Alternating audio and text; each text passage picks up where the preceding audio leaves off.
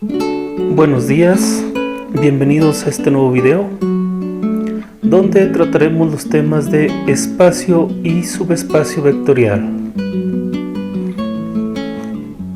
En el tema del espacio vectorial veremos la definición y los axiomas que debe de cumplir.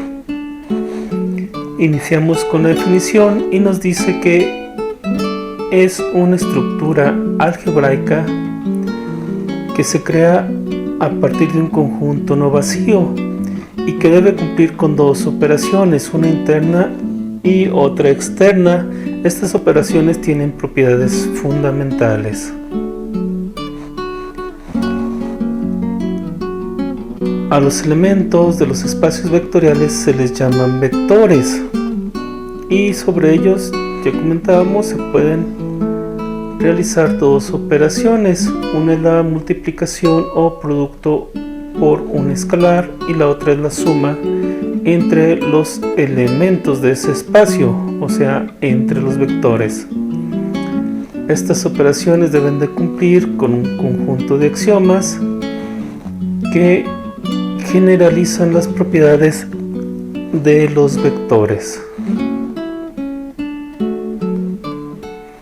El espacio vectorial sobre un cuerpo K. Este cuerpo K es un cuerpo de escalares. Es un conjunto V, o sea, un conjunto de vectores no vacío, dotado de dos operaciones que ya comentábamos, que es el producto por un escalar y la suma entre vectores, para los cuales será cerrado.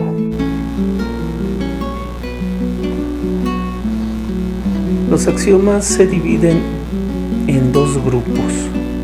El primero se refiere a la suma, la cual es una ley de composición interna que debe cumplir con la propiedad asociativa. Esta nos dice que no importa la forma de agrupación, debemos llegar al mismo resultado cuando sumamos vectores, y esto vale para todo vector que pertenezca al conjunto vectorial. También debe cumplir con la propiedad conmutativa, que nos dice que no importa el orden en que sumemos los vectores, también debemos llegar al mismo resultado, y esto vale para todo vector que pertenezca al conjunto o al espacio vectorial.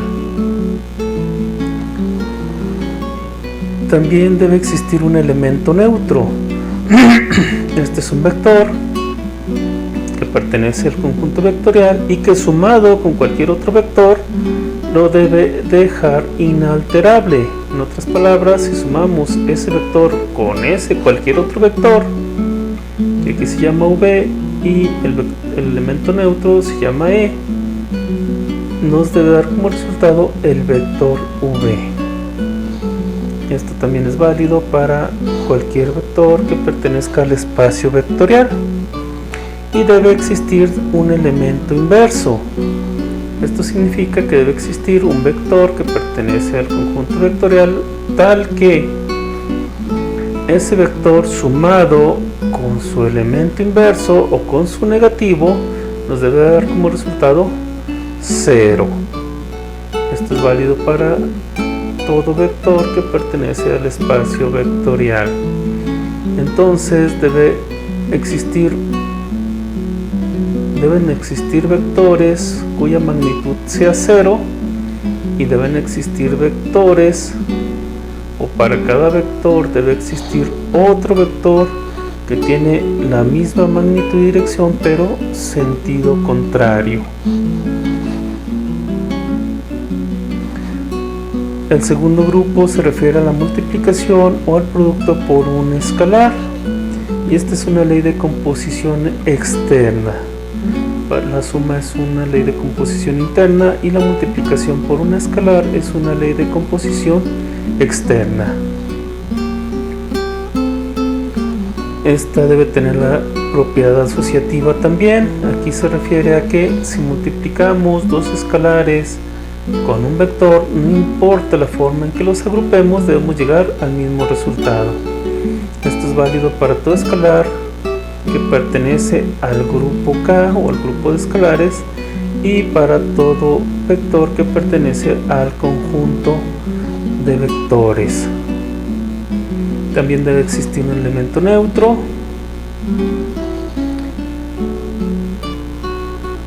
tal que multiplicado por el vector u, en este caso nos debe de dar como resultado ese mismo vector u.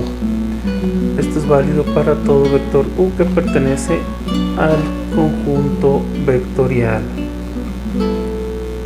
También debe cumplir con la propiedad distributiva respecto de la suma vectorial. En otras palabras, si multiplicamos un escalar por la suma de dos vectores, esto debe ser equivalente o nos debe llevar al mismo resultado que si multiplicamos el escalar por cada uno de los vectores y luego sumamos esos resultados. Esto es válido para todo escalar que pertenece al grupo escalar, al cuerpo escalar, perdón, y para todo vector que pertenece al conjunto de vectores. Debe tener también la propiedad distributiva respecto de la suma escalar. En otras palabras, si sumamos dos escalares y multiplicamos el resultado por un vector, esto equivale a que si multiplicamos el escalar o cada uno de los escalares por el vector y luego sumamos los resultados. Esto es para todo escalar que pertenece al grupo de escalares y para todo vector que pertenece al conjunto vectorial. Estos son los axiomas con que debe cumplir cualquier espacio vectorial. Si no cumple con alguno de ellos, no se puede definir como espacio vectorial. Pasamos ahora al tema de subespacio vectorial.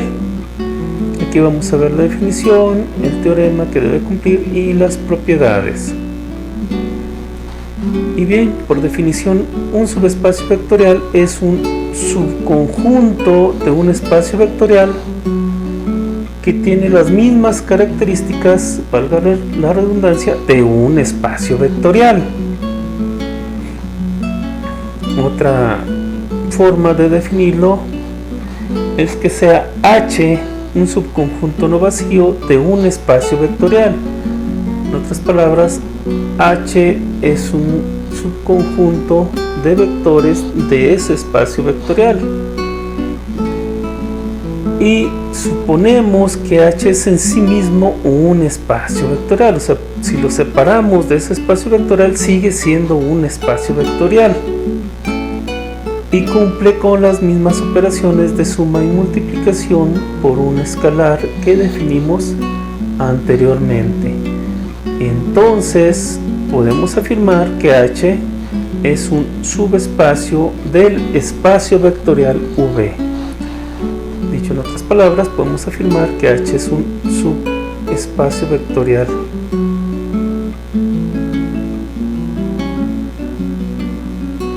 El teorema nos dice que un subconjunto no vacío de un subespacio vectorial debe cumplir con las dos reglas que siguen.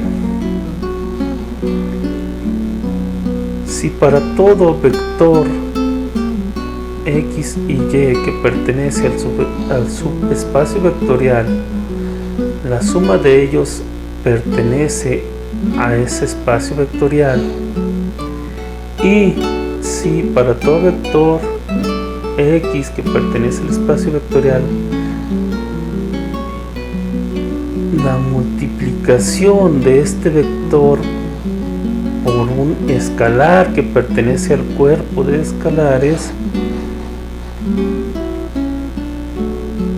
la multiplicación de este vector por ese escalar pertenece también a ese espacio vectorial, entonces podemos afirmar que es un subespacio vectorial, que H es un subespacio vectorial del espacio vectorial de V. Entonces podemos tomar este teorema como base para demostrar si H es o no es un subespacio de V.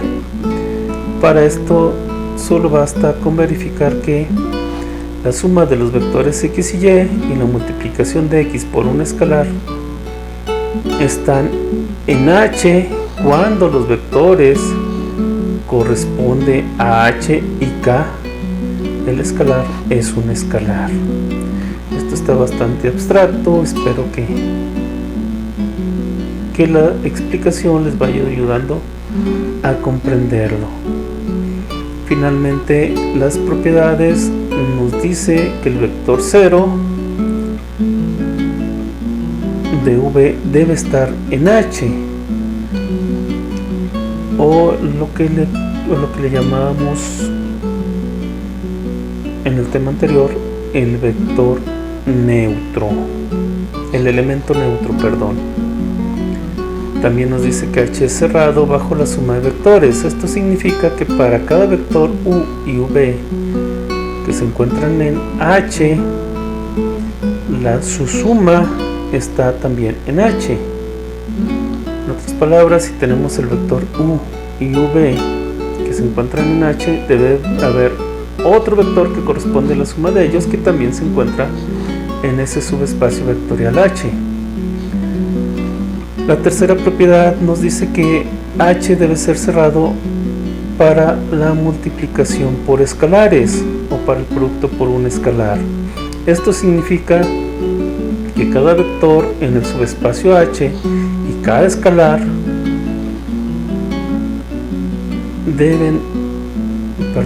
para cada vector en el subespacio H y para cada escalar, el vector multiplicación o el vector que resulta de multiplicar el escalar por ese vector se debe encontrar también en H.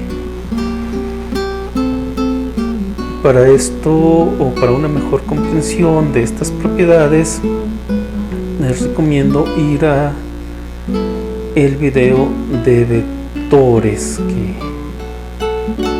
que se encuentra en este canal. Con esto terminamos el tema de espacios y subespacios vectoriales. Muchas gracias por acompañarnos. Nos seguimos viendo.